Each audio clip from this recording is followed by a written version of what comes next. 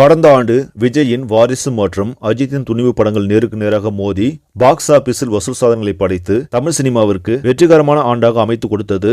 அதேபோல் இந்த ஆண்டு சிவகார்த்திகேயன் அயலான் மற்றும் தனுஷின் கேப்டன் மில்லர் ஆகிய படங்கள் வெளியாகி ரசிகர்கள் மத்தியில் நல்ல வரவேற்பை பெற்று இந்த ஆண்டையும் வெற்றிகரமான ஆண்டாக துவங்கியுள்ளது.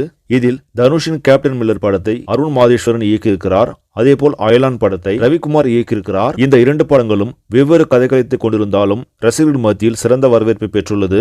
அதேபோல் பாக்ஸ் ஆபீஸிலும் வசூல் சாதனைகளை படைத்துக் கொண்டிருக்கிறது. தனுஷின் கேப்டன் மில்லர் திரைப்படம் இதுவரை வெளியான 4 நாட்களுக்குள்ளாகவே 50 கோடியை கடந்து சாதனை படைத்திருக்கிறது. அதேபோல் அயலான் திரைப்படம் 4 நாட்கள் முடிவில் 45 கோடி வரை வசூலித்திருக்கிறது. இந்த இரண்டு படங்களும் போட்டி போட்டுக்கொண்டு வசூலை வாரி குவித்து வருவதால் படக்குழுவினர் மற்றும் ரசிகர்களும் உற்சாகமடைந்திருக்கிறார்கள். சரி, நம்மளே இந்த செய்தி உங்களுக்கு பிடிச்சிருந்தா லைக் பண்ணுங்க, ஷேர் பண்ணுங்க, மறக்காம நியூஸ் இன்ஃபோ தமிழ் சேனலை சப்ஸ்கிரைப் பண்ணுங்க. அடுத்த வீடியோவில் சந்திக்கலாம். நன்றி.